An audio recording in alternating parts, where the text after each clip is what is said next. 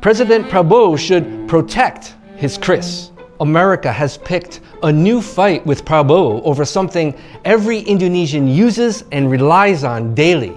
But it might be too late for America to change what's already happening, because this is about national control and sovereignty, and Prabowo likely won't back down. At the center of this clash is how people in Indonesia pay for things. But for the Indonesian government, this isn't about technology, it's part of a national strategy for economic independence, and that's exactly what America is pushing against. Let me explain. The payment system we're talking about is called QRIS.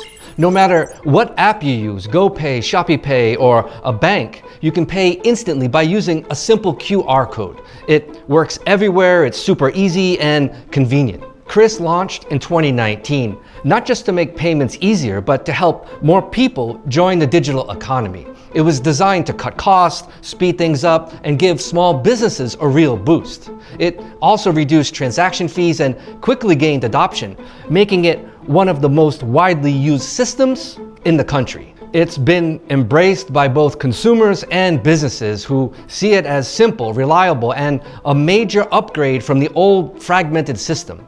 Foreign apps and payments can still join, but they have to follow Indonesia's rules and let the payments flow through local systems. Another key part of QRIS is its backbone, GPN, the National Payment Gateway. Think of it as a local highway for payments, especially for debit and credit cards. Instead of using foreign networks like Visa or Mastercard, GPN keeps the money flowing through Indonesian systems. That means the data stays local, the fees go to local companies, and Indonesia stays in control. So what's the problem? Well, the American government says these systems make it harder for their companies to compete in Indonesia. They claim foreign payment platforms are forced to go through local systems just to operate in the country. Now, America isn't calling for QRIS to be dismantled, but they do want equal access. That means letting American firms join the system without being pushed aside or forced to use the local payment system. President Trump calls QRIS and GPN a trade barrier. It's not a tax, but it still makes it harder for American companies to compete, he says. Indonesia isn't the only one doing this. Other countries have done it before and faced the same pushback from America. But here's the bigger story.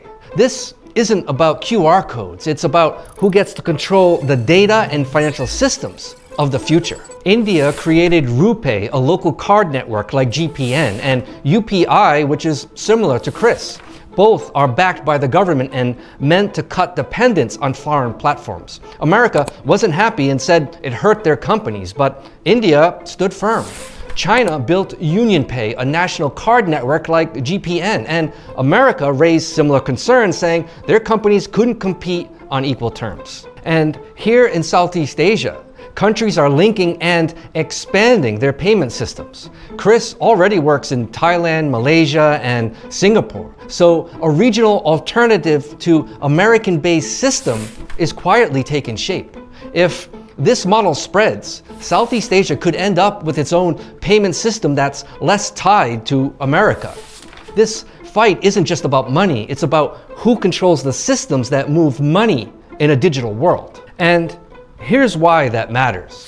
For decades, global payments were dominated by Western companies like Visa and Mastercard and others. But now, countries like Indonesia are saying, we want to build our own. They want the data, they want the fees to stay local, and they want the power to decide how money moves. To American trade representatives, this is a problem. But for Indonesia, it's a deliberate strategy. Build local systems, keep control, and reduce reliance on foreign networks. If you're a street vendor in Medan, QRIS is a game changer, but if you're a Visa, it feels like you're getting shut out. And here's where it gets interesting. Indonesia likely isn't going to back down. QRIS and GPN aren't going anywhere, and especially with Prabowo.